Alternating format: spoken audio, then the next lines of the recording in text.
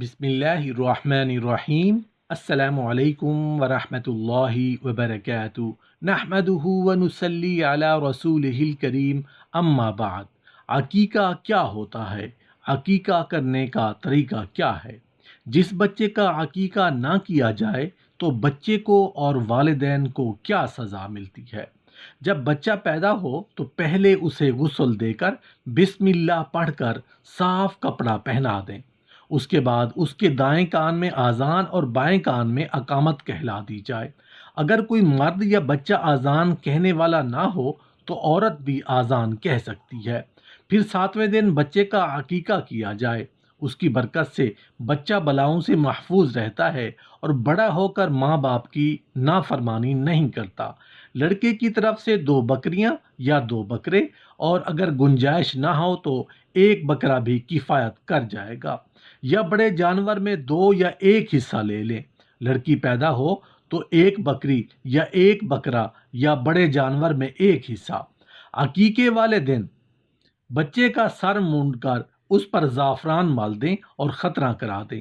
حضرت عائشہ رضی اللہ عنہا فرماتی ہیں، رسول اللہ صلی اللہ علیہ وآلہ وسلم نے ہمیں حکم دیا کہ لڑکی کی طرف سے 1 اور لڑکے کی طرف سے 2 بکرے یا بکریاں ذبح کر دیں۔ حضرت قرظ رضی اللہ عنہ فرماتی ہیں کہ انہوں نے رسول اللہ صلی اللہ علیہ وآلہ وسلم سے عقیقے کے بارے میں پوچھا۔ آپ نے فرمایا، لڑکے کی طرف سے 2 اور لڑکی کی طرف سے 1۔ جس کے کوئی لڑکا یا لڑکی پیدا ہو تو بہتر ہے کہ 7ویں دن اس کا نام رکھ دیں اور عقیقہ کر دیں۔ عقیقہ کر دینے سے بچہ کی سب الا بلا دور ہو جاتی ہیں اور آفتوں سے محفوظ رہتے ہیں۔ بچے کی اچھی پرورش ہوتی ہے اور اس کے عقیقے سے بندی ہوتی ہے، یعنی عقیقہ ہوگا تو اچھی پرورش ہوگی، یعنی عقیقہ بچے کے دین کی سلامتی کا بھی ضامن ہے۔ دوسرا مفہوم اس کا یہ بیان کیا گیا ہے کہ بچہ رہن رکھی ہوئی چیز کی طرح ہے۔ جس طرح قرض ادا کر کے رہن چھڑائے بغیر اس چیز سے استفادہ نہیں کیا جا سکتا، اسی طرح بچہ گویا رہن میں رکھا ہوا ہے۔ عقیقے سے منعم کے احسان کا قرض ایک طرح ادا ہو جائے گا۔ اور ایک مفہوم یہ بیان کیا گیا ہے کہ جس بچے کا عقیقہ نہیں ہوا اور وہ بچہ بھی مر جائے تو والدین کے حق میں سفارش نہیں کرے گا۔ جیسے قرض ادا نہ کرنے کی صورت میں رہن روک دیا جاتا ہے، واپس نہیں کیا جاتا، اسی طرح عقیقہ نہ کرنے کی صورت میں بچے کو والدین کی سفارش سے روک دیا جائے گا۔ علامہ ابن قیم رحمۃ اللہ علیہ نے اس کے معنی یہ بیان کیے ہیں کہ عقیقہ شیطان سے حفاظت کا سبب ہے، اس کے مدھن کو توڑ دیتا ہے اور اس کے اثرات کو کم کرتا ہے۔ اس لیے کہ حدیث سے یہ معلوم ہوتا ہے کہ شیطان بچے کی پیدائش کے وقت اس پر اپنا اثر ڈالنے کی کوشش کرتا ہے اور اکثر لوگوں پر اثر ڈالنے میں کامیاب بھی ہوتا ہے، جیسا کہ قرآن کی آیتیں اس پر شاہد ہیں کہ تو اللہ نے اس کے اثرات سے بچے کو محفوظ رکھنے کے لیے والدین کو یہ تدبیریں بتائی کہ ان کی طرف سے جانور ذبح کرو۔ امام احمد رحمۃ اللہ علیہ فرماتے ہیں کہ اگر کسی کے پاس تنگ دستی کی وجہ سے عقیقہ کرنے کی طاقت نہ ہو، وہ اگر قرض لے کر عقیقہ کرے تو مجھے امید ہے کہ اللہ اس کو اس کا بدل عطا فرمائے گا، اس لیے کہ اس نے ایک سنت کو زندہ کیا۔ عقیقہ کے لیے افضل دن 7واں دن ہے اور 14ویں اور 21ویں دن بھی مستحب ہے۔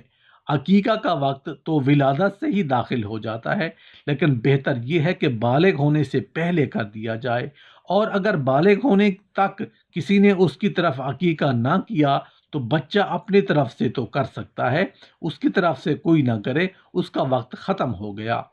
عقیقہ کا طریقہ یہ ہے کہ اگر لڑکا ہو تو 2 بکری یا 2 بکرے بھیڑ، اور لڑکی ہو تو 1 بکری یا بھیڑ ذبح کریں، یا قربانی کی گائے میں لڑکے واسطے 2 حصے اور لڑکی کے واسطے 1 حصہ لے کے اور سر کے بال منڈوا دیں اور بال کے وزن کے برابر چاندی یا سونا تول کر خیرات کر دیں، اور لڑکے کے سر میں اگر دل چاہے تو زعفران لگا دیں۔ اگر 7ویں دن عقیقہ نہ کر سکیں تو جب کرنا چاہیں 7ویں دن ہونے کا خیال کرنا بہتر ہے۔ اور اس کا طریقہ یہ ہے کہ جس دن بچہ پیدا ہوا اس کے 1 دن پہلے عقیقہ کر دیں، یعنی اگر جمعہ کو بچہ پیدا ہوا ہو تو جمعرات کو کر دیں، اور اگر جمعرات کو پیدا ہوا ہو تو بدھ کو کر دیں۔ جب کریں حساب سے 7واں دن پڑے گا۔ یہ جو دستور ہے کہ جس وقت بچے کے سر پر اس طرح رکھا جائے گا اور نائی سر موڑنا شروع کر دے تو فوراً اسی وقت بکری ذبح ہو، یہ محض رسم ہے، شریعت سے سب جائز ہے، چاہے سر موڑنے کے بعد ذبح کرے یا ذبح کر کے تب سر موڑے۔ بے وجہ ایسی باتیں تراش لینا برا ہے۔ جس جانور کی قربانی جائز نہیں اس کا عقیقہ بھی درست نہیں، اور جس کی قربانی درست ہے اس کا عقیقہ بھی درست ہے۔ عقیقے کا گوشت چاہے کچا تقسیم کریں، چاہے پکا کر بانٹیں، چاہے دعوت کر کے کھلائیں، سب درست ہے۔ عقیقہ کا گوشت باپ، دادا، دادی، نانا، نانی وغیرہ سب کھا سکتے ہیں۔ اگر کسی کو زیادہ توفیق نہیں، اس لیے اس نے لڑکے کی طرف سے ایک ہی بکری کا عقیقہ کیا تو اس کا بھی کچھ حرج نہیں، اور اگر بالکل عقیقہ نہ کرے تو بھی کوئی حرج نہیں، لیکن حسب توفیق کر لینا بہتر ہے۔ ابو الحکم تنوحی رحمۃ اللہ علیہ کہتے ہیں کہ قریش میں جب کوئی بچہ پیدا ہوتا تھا تو وہ اس کو قریش کی عورتوں کے حوالے کر دیتے تھے، صبح تک وہ اس پر ہنڈیاں نصب کر دیتی تھیں۔ رسول اللہ صلی اللہ علیہ وسلم پیدا ہوئے تو عبد المطلب نے ان کو قریش کی عورتوں کے حوالے کر دیا۔ اسی طرح کا ٹونا ٹوٹکا کرنے کے لیے عورتوں نے جب جسم کو دیکھا تو وہ ہنڈیا 2 ٹکڑے ہو چکی تھی۔ وہ رسول اللہ صلی اللہ علیہ وسلم کو دیکھا تو وہ آنکھیں کھولے ہوئے اوپر آسمان کی طرف دیکھ رہے تھے، لہٰذا وہ عورتیں عبد المطلب کے پاس آئیں اور ان سے کہا کہ ہم نے ایسا بچہ نہیں دیکھا، جو ہنڈیا اس پر پھیری تھی وہ بھی ٹوٹ چکی ہے، اور اس کی آنکھیں کھلی ہوئی تھیں اور نگاہیں آسمان کی طرف تھیں۔ عبد المطلب نے کہا تم لوگ اس کی حفاظت کرو، میں امید کرتا ہوں کہ شاید وہ جنت کو پہنچے گا۔ جب 7واں دن ہوا تو عبد المطلب نے رسول اللہ صلی اللہ علیہ وسلم کی طرف سے جانور کو ذبح کیا اور قریش کی دعوت کی۔ جب دعوت کھا چکے تو انہوں نے پوچھا، ارے عبد المطلب، جس بچے کی وجہ سے آپ نے ہماری ضیافت کی، آپ نے اس کا کیا نام رکھا ہے؟ عبد المطلب نے بتایا کہ محمد نام رکھا ہے۔ لوگوں نے پوچھا کہ آپ نے یہ نام اس کے گھر والوں کے ناموں سے بالکل مختلف رکھا ہے، آپ نے ایسا کیوں کیا ہے؟ انہوں نے جواب دیا کہ میں یہ چاہتا ہوں کہ اللہ تعالیٰ آسمانوں پر اس کی تعریف کرے اور اللہ کی مخلوق دھرتی پر اس کی تعریف کرے۔ علماء نے عقیقہ کی متعدد حکمتیں بیان کی ہیں۔